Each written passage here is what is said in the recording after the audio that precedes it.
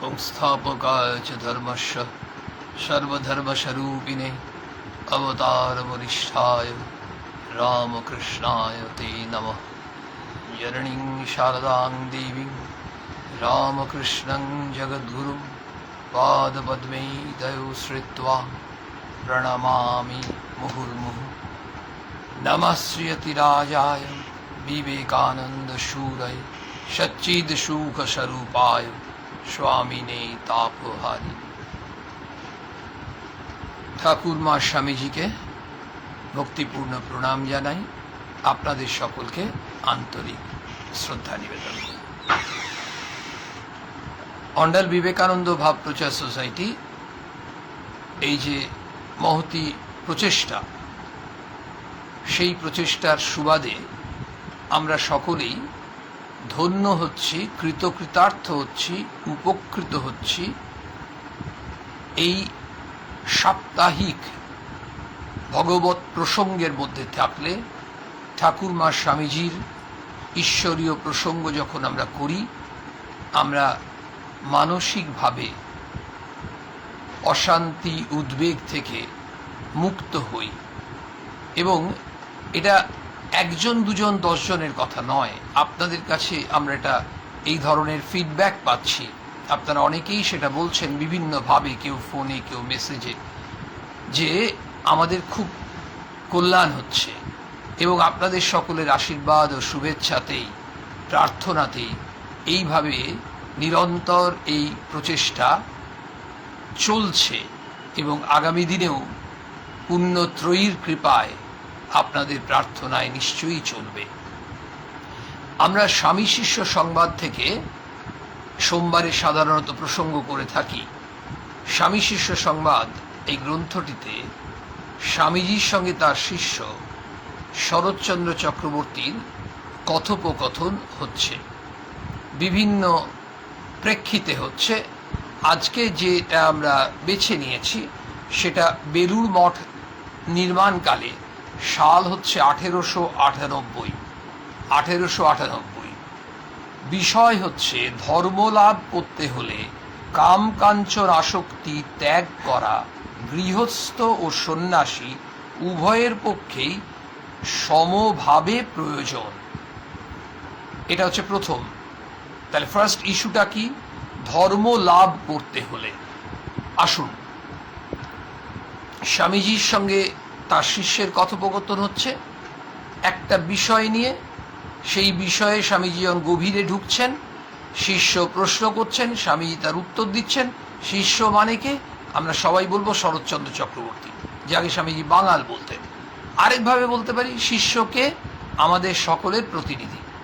প্রশ্ন কারা? আমরা করছি। কাকে করছি? স্বামী বিবেকানন্দকে। উত্তর দিচ্ছেন সত্যদ্রষ্টা ঋষি স্বামী বিবেকানন্দ। ফলে এই উত্তরগুলো আসছে কার কাছে, কার জন্য?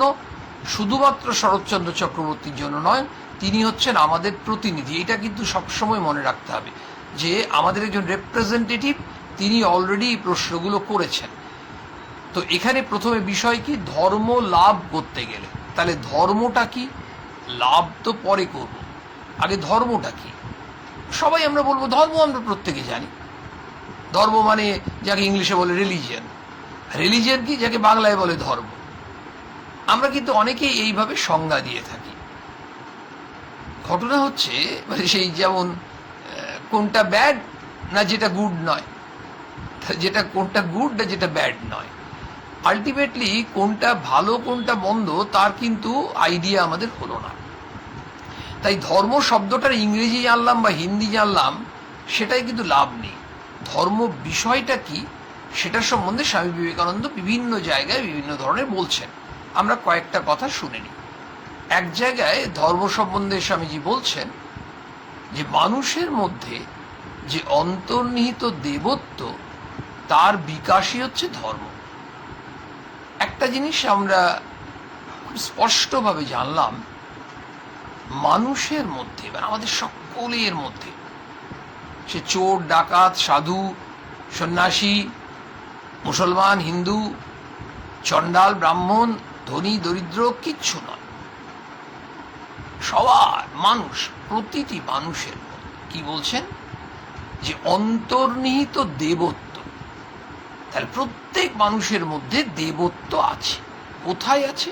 অন্তর্নিহিত, আমাদের ভেতরেই আছে। সেই দেবত্বের বিকাশ যদি হয় তাহলে সেটাই হচ্ছে ধর্ম। আমরা ধর্ম মানে সাধারণত কি বুঝি? একটু শাস্ত্র পাঠ করছি, তার মানে আমরা ধর্মের পথে আছি। ধর্ম মানে আমরা কি বুঝি?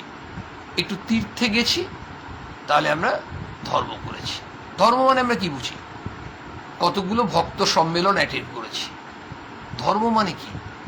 আমরা মন্দিরে বা আশ্রমে প্রায়ই কতবার যেতে পারি, সেটা দিয়ে বোঝা যায় যে আমরা কতটা ধার্মিক। আমরা নিজেরাই এগুলো মাপকাঠি করে নিয়েছি।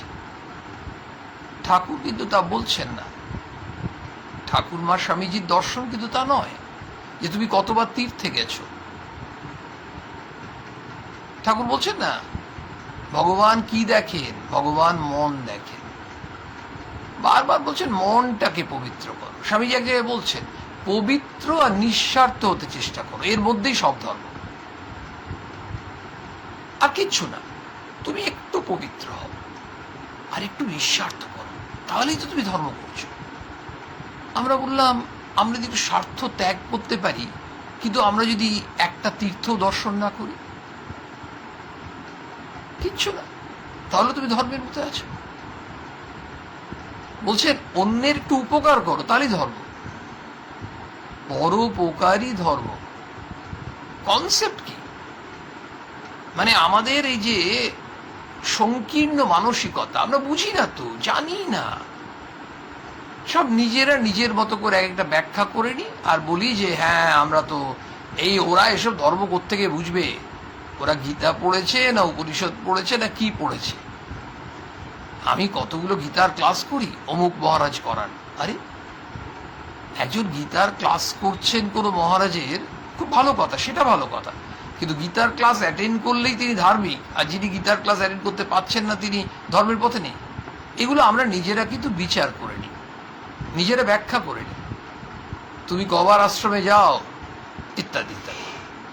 স্বামীজি বলছেন ধর্ম কি? বলছেন এমন একটা ভাব যা পশুকে মনুষ্যত্বে আর মানুষকে দেবত্বে উন্নীত করে।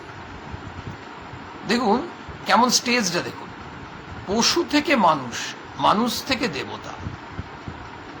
মানে আমরাই আমাদের আচরণগুলো দেখবেন এমন এমন এত সব এমন আচরণ করি আমরা, একেবারে পশু থেকেও অধম। এই যে বর্তমান যে অতিমারী অবস্থা চলছে, কত মানুষ ভালো ভালো কাজ করছে, আবার কত মানুষ এইটা সিচুয়েশনটাকে এক্সপ্লয়েট করছে। বলছে নিজেদের স্বার্থ সিদ্ধির জন্য তারা বহু মানুষকে বঞ্চিত করছে বিভিন্নভাবে। সেদিন কোথাও একটা শুনলাম যে অ্যাম্বুলেন্সকে নিয়ে যাচ্ছে, অ্যাম্বুলেন্স হয়তো 2000 টাকা ভাড়া হওয়ার কথা, সেইটা হয়তো 12,000 টাকা চাইছে। এক্সপ্লয়েট করা। তাহলে তখন ওই যারা চাইছেন তাদের আচরণটা কি মানুষের মতো মনে হচ্ছে? আমরাই তখন হয়তো বলে ফেলি যে এই আচরণটা কিন্তু পাশবিক হচ্ছে। এই যে পশু থেকে মানুষ, একজন বলছে যে আমি 2 দিন তোমার বাড়িতে আসতে পারিনি বৌদি, আমি খুব অসুস্থ ছিলাম। সেই বাড়িতে যদি ধিক্কার, লাঞ্ছনা, তাকে অশ্রাব্য ভাষায় কথা বলে বাড়ির থেকে তাড়িয়ে দেওয়া হয়, এটা শোনার পর তাহলে সেই আচরণটা কি তিনি 3 BHK ফ্ল্যাটের মালিক বা মালকিন বলে আচরণটা তো পাশবিক হয়ে গেল, আমরাই করছি তো। সেই জন্য স্বামীজি বললেন ধর্ম এমন একটা ভাব যা পশুকে মনুষ্যত্বে, মানুষকে দেবত্বে উন্নীত করে। তো এই যে ধর্মের কনসেপ্টগুলো আমরা স্বামীজির কাছে পাচ্ছি, এটা এত সোজা নয় 5 মিনিটে আমরা কতগুলো সংজ্ঞা বললাম, তা নয়। তবু স্বামীজির কাছে শুনলাম কি সুন্দর বললেন। বলছেন পরোপকারী ধর্ম, অন্যকে একটু উপকার করো, অপরকে ভালোবাসাই ধর্ম। তাহলে আমরা কতটা তত্ত্ব পড়েছি সেটা নয়, কিন্তু ধর্ম হচ্ছে আচরণে, প্র্যাকটিস। মানে আমরা থিওরিটিক্যালি অনেক কিছু জানি, কিন্তু প্র্যাকটিক্যালি কি আমরা সেটা প্রয়োগ করছি? সেই জন্য ব্যবহারিক ধর্ম, প্র্যাকটিক্যাল রিলিজিয়ান, শুধু ধর্ম না, অ্যাপ্লাইড রিলিজিয়ান, ধর্মটাকে অ্যাপ্লাই করতে হবে, জীবনে অ্যাপ্লাই করতে হবে। আমাদের জীবনটা কেমন হয়ে যাবে বলুন তো? আমাদের জীবনটা একটা নতুন দর্শন পাবে, নতুন দিশা পাবে। কেন পাবে? কারণ আমরা এতদিন জানতাম খানিকটা বুক ওয়ার্ক, মানে আমরা কত শাস্ত্র পড়েছি, কত ধর্মগ্রন্থ পড়েছি, সেটা দিয়ে আমরা নিজেরা বুঝতাম আমরা কতটা ধার্মিক। তাহলে দেখা যায় যে কত মায়েরা আছেন এখনকার দিনেও, আগে তো ছিলই, হয়তো গ্রামে তারা থাকেন, তাদের পড়াশোনার সুযোগই হয়নি, তারা ধর্মগ্রন্থ কি পড়বে, কিন্তু তাদের অদ্ভুত আন্তরিকতা। ওই গায়ে যদি কারোর অসুখ হচ্ছে, ওই খুঁড়িয়ে খুঁড়িয়ে বুড়িমা চললেন, তাকে দেখতে তার যদি কিছু করা যায়, বলছে ওই বুড়িমা কি আর ধর্ম জানেন? তো বুড়িমা তো ধর্মটা কি প্রয়োগ করছেন, ধর্ম জানেন কি না জানি না, আচরণে তো ওইটাই প্রয়োগ করছেন। গিয়ে কার শরীর খারাপ, গিয়ে তাকে গিয়ে একটু তার পাশে বসছেন, তার জন্য কিছু করা গেলে করছেন। তাহলে ওই বুড়িমা ধার্মিক নন, আর তিনি ধার্মিক যিনি তীর্থে ঘুরে বেড়াচ্ছেন, আর মন্দির থেকে নেমে ওই খেতে পায়নি কঙ্কালসার ভিকিরিটা বলছে বাবু 5টা টাকা দাও, তখন তাকে লাথি দেখিয়ে চলে যাচ্ছে, তিনি ধার্মিক। এই হচ্ছে আমাদের ফিলসফি। দেখি স্বামীজি কি বলছেন। বলছেন ধর্ম লাভ করতে গেলে, কিন্তু এই ধর্মটা পাবো কি করে? How to attain this religion? আমি আপনি তো এটা নয় যে গাছ থেকে আম পেড়ে নিলাম, আম পেয়ে গেলাম, ধর্ম তো তা নয়, ধর্ম লাভ করতে হবে। স্বামীজি বলছেন কাম কাঞ্চন আসক্তি, যেটা এই যে টাকা পয়সা বিষয় এই আসক্তিটা ত্যাগ করতে হবে। বলো কাদের কাদের স্বামীজি? নিশ্চয়ই গৃহীদের বলছেন। বলছেন না, গৃহীদেরও দরকার, সন্ন্যাসীদের দরকার, দুজনেরই একইভাবে দরকার, সমভাবে প্রয়োজন। এমন নয় সন্ন্যাসীর কম দরকার, গৃহীদের বেশি দরকার। কারণ বিষয়টা হচ্ছে, হয়তো আমাদের এটা মনে হতে পারে সন্ন্যাসীরা তো অনেক কিছু ত্যাগ করে এসছেন, ফলে ওনারা কিছুটা এগিয়ে, ঠিক আছে, কিন্তু স্বামী বিবেকানন্দ বলছেন দুজনেরই, মানে এটা গৃহীদের জন্য যতটা প্রয়োজন, সন্ন্যাসীদের জন্য ততটা প্রয়োজন। এরপরে বলছেন যে কৃপা সিদ্ধ কাকে বলে, এই নিয়েও আমাদের আলোচনার মধ্যে আজ বা নেক্সট দিন মিলে থাকতেই পারে। দেশ কাল নিমিত্তের অতীত রাজ্যে কে কাকে কৃপা করে, এই মূল বিষয়টা 1898 সাল, এবং স্থান বেলুর মঠ, তখন নির্মাণকাল। শিষ্য জিজ্ঞেস করছেন, স্বামীজি ঠাকুর বলতেন কামিনী কাঞ্চন ত্যাগ না করলে ধর্মপথে অগ্রসর হওয়া যায় না, তবে যারা গৃহস্থ তাদের উপায় কি? তাদের তো দিনরাত ওই উভয় লইয়াই ব্যস্ত থাকিতে হয়।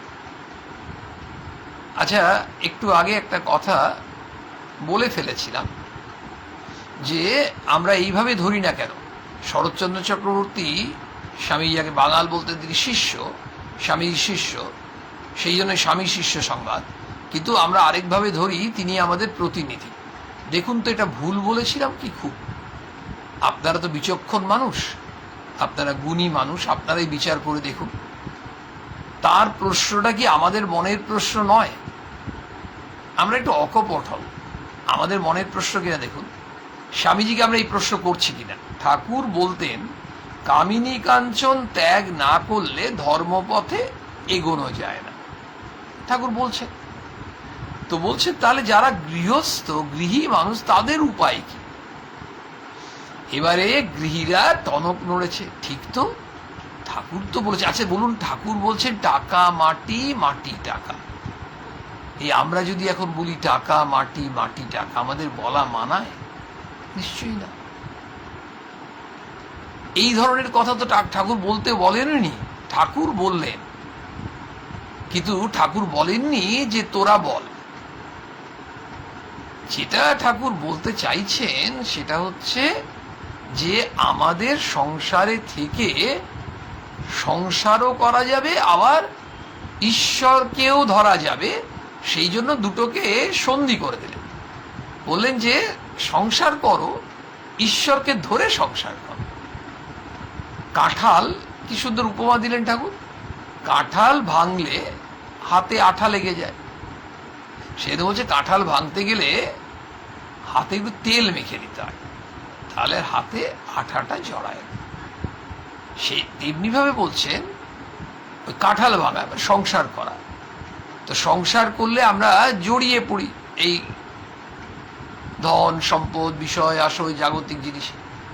বলছেন একটু তেল মেখে নাও। এখানে তেল কি? ভক্তিরূপ তেল মেখে তুমি সংসার করো, তাহলে হাতে আঠা জড়িয়ে যাবে না, মানে তুমি অতটা সংসারে আষ্টে পৃষ্ঠে জড়িয়ে যাবে না, মানে সংসারে থাকবে অথচ অদ্ভুতভাবে ওই পাকাল মাছের মতো থাকা। তো স্বামীজিকে বলছেন যে গৃহীদের উপায় কি? তাদের তো দিনরাত ওই দুটো বিষয় নিয়েই ব্যস্ত থাকতে হয়। ঠিক কথা, গৃহী মানুষ মানেই তো এই দুটি জিনিসেই তারা মত্ত থাকে, এবং অধিকাংশ ক্ষেত্রে তাদেরকে মত্ত থাকতে হয়। তখন স্বামীজি বলছেন কাম কাঞ্চনের আসক্তি না গেলে ঈশ্বরে মন যায় না, তা গৃহস্থই হোক আর সন্ন্যাসী হোক। স্বামীজি কাউকে তোষামোদ করে উত্তর দেবেন না। আমরা প্রশ্নটা কে করেছেন? শিষ্য। শিষ্যকে আমরা ধরে নিয়েছি আমাদের রিপ্রেজেন্টেটিভ, তাহলে আমাদের প্রশ্নটা যা ছিল আমরা শুনে নিয়েছি, এবার আমরা উত্তরের অপেক্ষায়। স্বামী বিবেকানন্দ উত্তর দিচ্ছেন, বলছেন একটা কথা সুস্পষ্টভাবে বলছেন, স্পষ্টভাবে আমাদের বলে দিচ্ছেন যে কাম কাঞ্চনের আসক্তি না গেলে ঈশ্বরে মন যায় না, বলেই বলছেন তা গৃহস্থই হোক আর সন্ন্যাসী হোক। এ কারোর জন্য রিজার্ভ নয়। এখন আমাদের অনেকের মনে প্রশ্ন থাকতে পারে, আরে বাবা যারা সন্ন্যাসী হয়েছে তাদের আর ওই টাকা পয়সায় কোনো আসক্তি থাকে নাকি? তারা তো সংসার টংসার ছেড়ে দিয়েই তো সন্ন্যাস নিয়েছে। আমাদের কি এটা বিচার করার দায়িত্ব? আমরা কেন বিচার করতে যাব? কিন্তু স্বামীজি বলছেন তার মানে তার একটা ইন্ডিকেশন আছে, তার মানে সন্ন্যাস নিলেও তার মধ্যেও আসক্তি থেকে যেতে পারে। থাকবে না কথাটা বলছেন নাকি? থেকে যেতে পারে, তাহলে তো সন্ন্যাসী কথাটা তিনি আনতেনই না। সেই জন্য কিন্তু এমন নয় যে 7 খুন মাপ। বলছেন যে গৃহী হোক আর সন্ন্যাসী হোক, দেখো বাবা এই দুটোর প্রতি আসক্তি না গেলে ঈশ্বরে মন যায় না। কেন? দেখুন আমরা খুব খালি, দেখুন আমরা সবাই বুঝতে পারি মানুষ কিন্তু সবাই একদিন না একদিন চলে যাবে, এই পৃথিবী থেকে সবাইকেই একদিন না একদিন যেতে হবে। আজকে আমরা করোনাতে খুব ভীত হয়ে বসে আছি, তো ঘটনা হচ্ছে কারণ কি হবে জানা নেই, কিন্তু কোনো না কোনো কারণকে তো মানুষের যেতেই হবে। এই পৃথিবী ছেড়ে তো যখন যাচ্ছেই, সে বার্ধক্যজনিত কারণই হোক, কোনো রোগের কারণই হোক, কিন্তু তবু মানুষ এটা সত্য জেনেও কেমন দেখুন পাগলের মতো আমরা আরো টাকা করছি, ভাবছি একটা ফ্ল্যাট কিনেছি আরেকটা ফ্ল্যাট কিনে নি, দুটো ফ্ল্যাট না হলে চলে, এই ফ্ল্যাটের লোভ, তারপরে গাড়ির হলো, তারপর যদি পারলাম তো ছেলে যদি থাকে তো ছেলের জন্য আরেকটা ফ্ল্যাট কিনে দিলাম। এই করতে করতে বিভিন্ন ব্যাংকে যত পারলাম ব্যাংক ব্যালেন্স বাড়ালাম, কিন্তু করে যাচ্ছি, জানি না ফুট করে কখন শেষ। তাহলে কি দাঁড়ালো? ওই যে সময় আমরা ওইসব নিয়ে ব্যস্ত ছিলাম, এমনও হয়তো আমাদের অনেকের ধারণা থাকে যে বয়সটা আসুক না, তারপর আমরা ঈশ্বর চিন্তা ঠিক করব, এখন এগুলো করে নি। কিন্তু হয়তো অত প্রয়োজন ছিল না, অনেক আগেই প্রয়োজন শেষ হয়ে গেছে। তখন আমরা ভাবছি আরেকটু করে নি। কেমন জানেন তো, গাড়ি, অনেকে গাড়ি জোরে চালায়, ভাবছি ঠিক আছে আমি যে স্পিডে চালাচ্ছি আরেকটু বাড়িয়ে নি, তারপর আর বাড়াবো না, আরেকটু বাড়িয়ে বেশ আনন্দ হচ্ছে, আরেকটু বাড়িয়ে নি। এই করতে করতে করতে করতে দেখা যাচ্ছে যে আর কিছুতেই ব্রেক নিচ্ছেন না, গাড়ির স্পিড কমাচ্ছে না। তেমনি আমাদেরও ওই দিকে ছুটতে ছুটতে ছুটতে ছুটতে আমরা আর কিছুতেই ব্রেক দিতে পারছি না। ব্রেক না দিতে পেরে ঈশ্বরের দিকে মন যাচ্ছে না। তখন প্রশ্ন আমাদের মনে, কেন? দুটো জিনিস একসঙ্গে হয় না। যে রাঁধে সে চুলও বাঁধে, এ তো কথাতেই আছে। এটা কিন্তু যে রাঁধে সে চুলও বাঁধে হবে না। আমি একেবারে কামকাঞ্চনে ডুবে থাকবো আর আমি ঈশ্বরেও আমার প্রবল আসক্তি ভালোবাসা জন্মাবে, এটা স্বামীজি বলছেন হবে না। তোমার এদিকের আসক্তি কমাও, তাহলে ঈশ্বরে আসক্তি বাড়বে। ঠাকুর বারবার বলছে। তার মানে দুটো একসঙ্গে হবে না, এটা আমাদের প্রথমেই স্বামীজি শুনিয়ে দিচ্ছেন, ঠাকুর সচেতন করে দিচ্ছেন। কিন্তু ঠাকুর কোথাও বলেননি, মা কোথাও বলেননি বাবা রোজগার করো না, রোজগার করো, আয় করো, তোমার যতটা প্রয়োজন সংসার চালাও। কিন্তু এটার মানে এই নয় যে তুমি ওটাতেই ডুবে থাকো। যদি ওটাতেই ডুবে থাকো তাহলে তোমার ঈশ্বরে মন হবে না। তাহলে ঈশ্বরে মন তুমি আনতে চাইছো, তাহলে তোমাকে এদিকে আসক্তি কমাতে হবে। আমরা বললাম আমরা গৃহী, আমাদের প্রয়োজন, বলছেন হ্যাঁ প্রয়োজন। একজন সন্ন্যাসী বললেন আমার প্রয়োজন স্বামীজি, স্বামীজি সন্ন্যাসীকেও বলছেন হ্যাঁ তোমারও প্রয়োজন। এবার উত্তরটা শুনে নি আরেকবার। কামকাঞ্চনের আসক্তি না গেলে ঈশ্বরে মন যায় না, তা গৃহস্থই হোক আর সন্ন্যাসী হোক। ওই দুই বস্তুতে যতক্ষণ মন আছে জানবি ততক্ষণ ঠিক ঠিক অনুরাগ, নিষ্ঠা বা শ্রদ্ধা কখনোই আসবে না, ঠিক ঠিক আসবে না। যতক্ষণ ওই দুটোতে আমরা ডুবে আছি। আর এটাও তো একটা নেশা। অনেকে বলে যে ওই ড্রাগের নেশা, মদের নেশা, ঠিক আছে ওগুলো তো নেশা, আর এগুলো নেশা নয়। ড্রাগ, মদ, জুয়া যেমন নেশা, তেমনি এটাও নেশা। এবার এরা বলছেন যে আমরা তো এই নেশাতে ছুটছি, আমরা তো ভাই গাঁজা খাই না, আমরা তো ড্রাগের নেশা করি না, ক্ষতি কি হচ্ছে? আমরা তো কারো ক্ষতি করছি না, কারোর ক্ষতি করছে না, কিন্তু আমি নিজের তো উপকার করছি না। নিজের যে ঈশ্বর চিন্তা বা ভগবানের দিকে মনটা গেলে আমার মনটা কল্যাণ, মানে পারিবারিক কল্যাণ, ব্যক্তিগত কল্যাণ, এই যে কল্যাণ, সেই কল্যাণটা সম্ভব যদি আমি আমার এই আসক্তিটাকে যত বেশি কমাতে পারবো, সোজা কথায় ঠাকুরের কথায় মোড়টা ঘোরাতে পারবো। এই হচ্ছে ব্যাপার।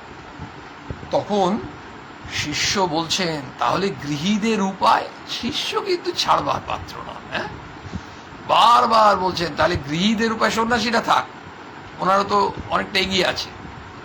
আমরা শিষ্যকে এই মুহূর্তে কিন্তু ভাবছি সত্যি শরৎচন্দ্র চক্রবর্তী কি অসাধারণ মানুষ ছিলেন।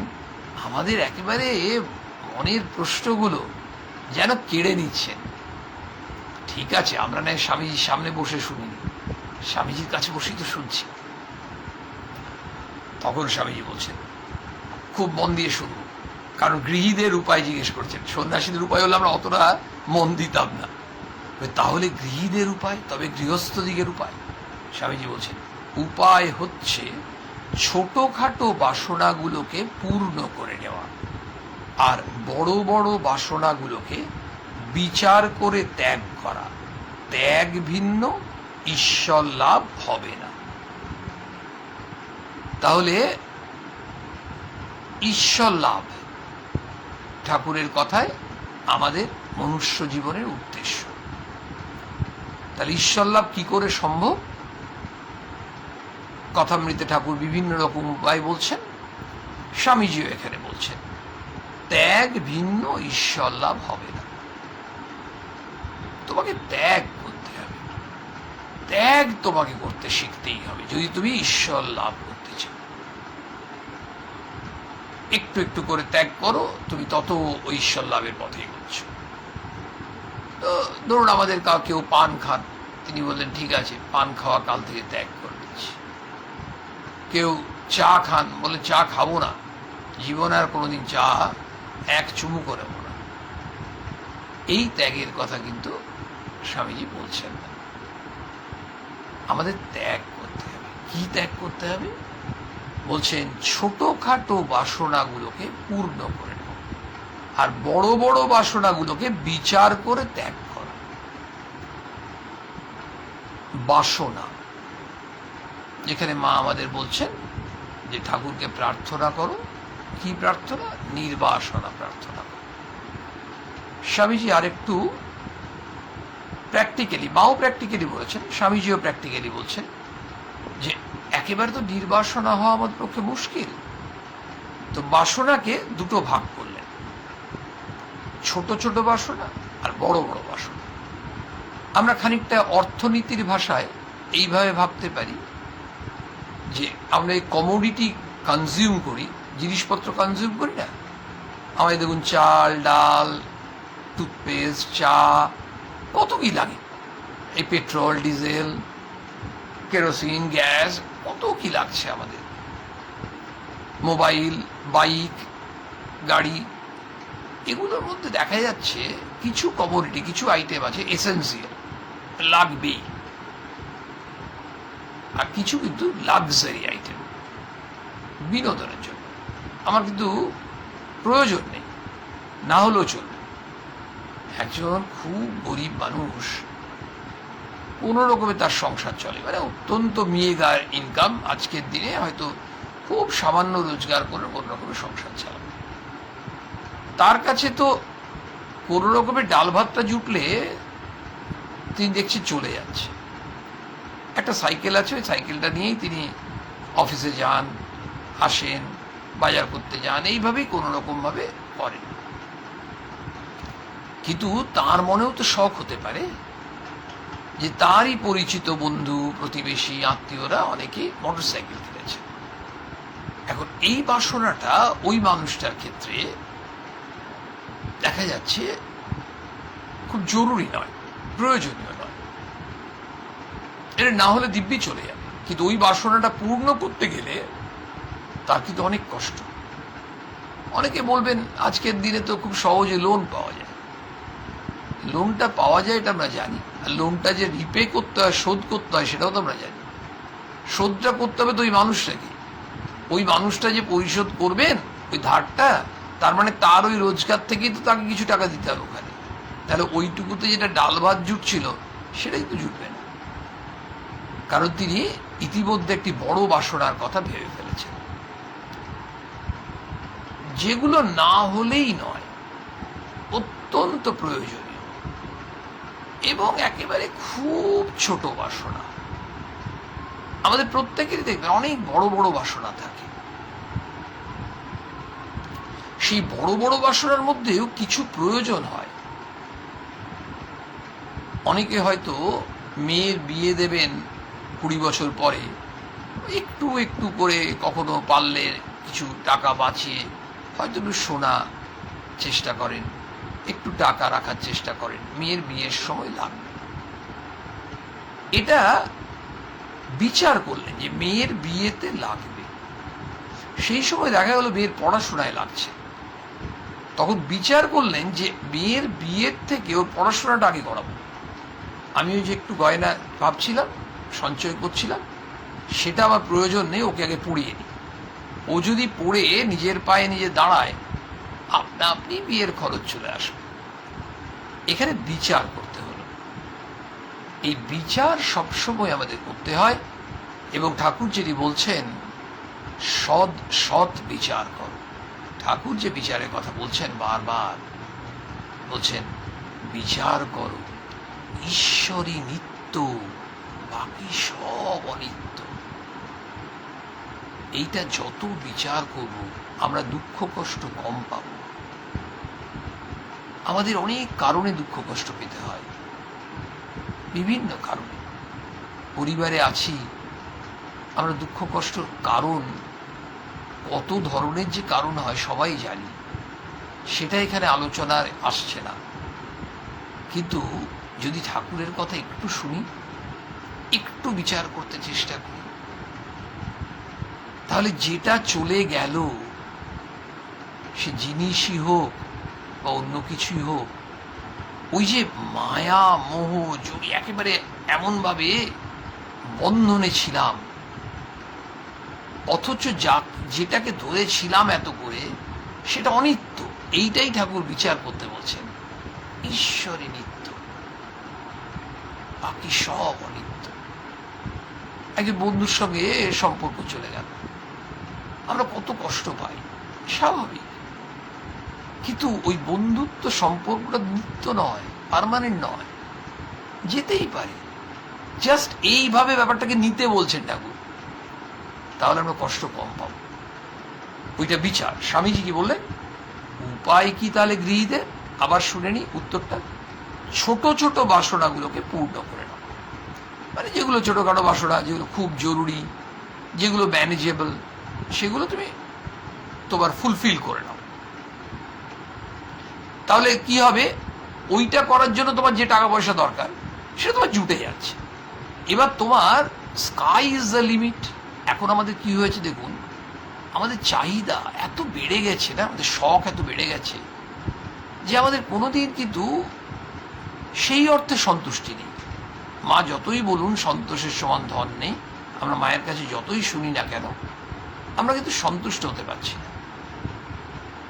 ওটা একটা হলে হবে না, নতুন বেরিয়েছে এটা আমি একটা নেব না। এই করতে করতে আমাদের ওই স্কাই ইজ দ্য লিমিট কথাটা সত্যি আমাদের ক্ষেত্রে প্রযোজ্য। চালিয়ে যাচ্ছে। তার ফলে আমাদের অনেক বড় বড় বাসনা, যেটা আমার নাগালের মধ্যে নয়, ওই বামুন হয়ে চাঁদ ধরতে যাওয়া, ছেঁড়া কাঁথায় শুয়ে লাখ টাকার স্বপ্ন দেখা, এই প্রবাদগুলো আমাদের ক্ষেত্রে প্রযোজ্য। তখন আমাদের কি মনে হচ্ছে যে আমরা তখন ওটার জন্য পাগল হচ্ছি।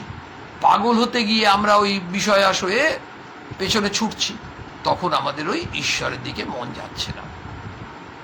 তাহলে স্বামীজির উত্তরটা আরেকবার শুনি, তাহলে আমরা নিশ্চয়ই মনে হয় বুঝতে পারবো। বলছেন, শিষ্যর প্রশ্নটা ছিল, তবে গৃহস্থ দিকের উপায়, মানে কি করবে? তাহলে ঈশ্বর লাভের পথে গৃহীরা যেতে পারবে না? স্বামী বলছেন, না, স্বামী তো নেগেটিভ বলবেন না, উপায় আছে। উপায় হচ্ছে ছোটখাটো বাসনাগুলোকে পূর্ণ করে নেওয়া, আর বড় বড় বাসনাগুলোকে বিচার করে ত্যাগ করা। স্বামীজি কত লিবারেল দেখুন,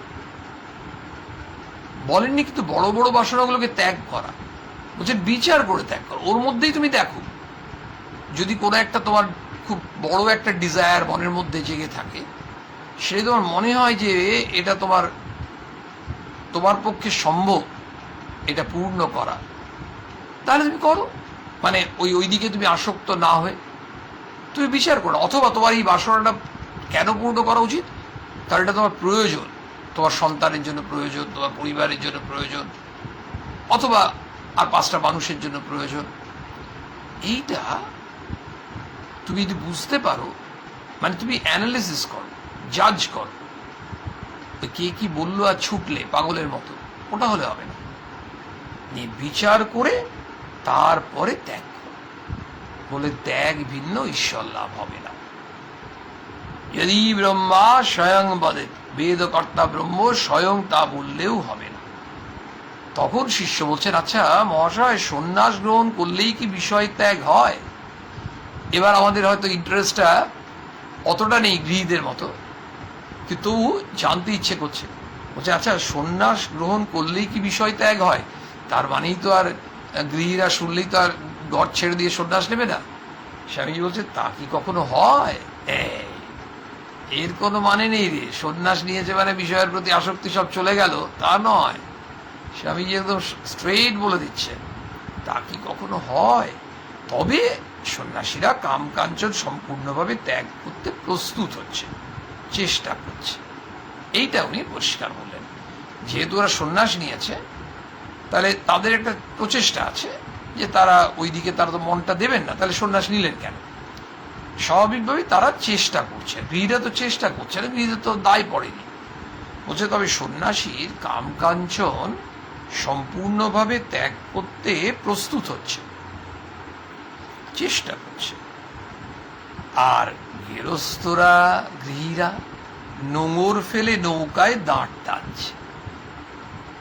এই হচ্ছে প্রভেদ। জাস্ট তফাৎ কতটুকু বুঝিয়ে দেবে। ভোগের স্বাদ কখনো মেটে কি রে? ভোগের স্বাদ কখনো মেটে কি রে? মানে গৃহী সন্ন্যাসী কি বলছিস রে? ভোগের প্রতি যে ইচ্ছা, আকর্ষণ, আমি এটা ভোগ করব না, আমি এটা ভোগ করতে পারবো না এই জন্মে, এই মনে মনে যে ইচ্ছাটা, এটা আমাদের চট করে যায় না। ওই ইচ্ছেগুলো যদি চলে যায় তাহলে তো সোনায় সোহাগা বিরাট ব্যাপার হয়ে যাবে, তাহলে তো সমস্যাই নেই। ভোগ বস্তুগুলো আমাদেরকে টানছে, তো চুম্বকের মতো টানছে।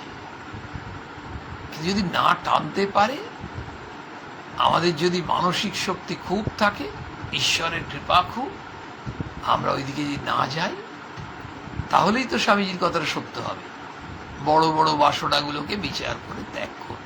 বলছে ভোগের স্বাদ কখনো মেটে গিরে, স্বামীজি বলছেন দিন দিন বাড়তেই থাকে। ভোগের স্বাদ কখনো মেটে গিরে, দিন দিন বাড়তেই থাকে। মেয়েটা মানে ভোগের স্বাদ তো যাই না, বরং যত দিন যায় তত আমাদের যেন আরো ভোগ করার ইচ্ছাটা বাড়ে। এটা কিন্তু ঘটনা। দেখবেন 40 থেকে 60 এই এজ গ্রুপটায় মানে মনে হচ্ছে যেন আরো আরো কিছু পাই, আরো কিছু পাই, আরো কিছু। 60 থেকে 70 কি হয় জানি না, কিন্তু 70 থেকে 80 হয়তো আস্তে আস্তে একটু কমতেও পারে, কিন্তু বয়সই একমাত্র মাপকাঠি নয়। এইটার জন্য আমাদের ওই নিরন্তর মনটাকে তৈরি করতে হবে। মনটা কেমন? বাচ্চা ছেলের মতো। বাচ্চা ছেলে এক জায়গায় কখনো বসে না, 2-4 জন শান্ত ছেলে আছে, না হলে বাচ্চা ছেলে কেউ বসিয়ে রাখাই মুশকিল। এই কোথায় গেলি কোথায় গেলি, ততক্ষণ দেখছে এই ঘর থেকে ওই ঘর, ওই ঘর থেকে বাইরে মাঠে, মাঠের থেকে বারান্দায়। এই বাচ্চা ছেলের পেছনে মায়েদের ফিজিক্যাল এক্সারসাইজ হয়ে যায়। খুব বিরল মা আছেন যাদের বাচ্চা ছেলের পেছনে দৌড়তে হয়নি, যে বাচ্চা ছেলেটি ধীর স্থির যেখানে বসিয়ে এলো সেখানে বসে থাকলো। কিন্তু এই যে মন ছটফট করছে, সেই মনটা যত আমরা বশীভূত করতে পারবো, তত আমাদের ওই আসক্তিটি, ঈশ্বর লাভের প্রতি আসক্তি আমাদের ক্রমবর্ধমান হবে, ভোগের স্বাদ কমবে।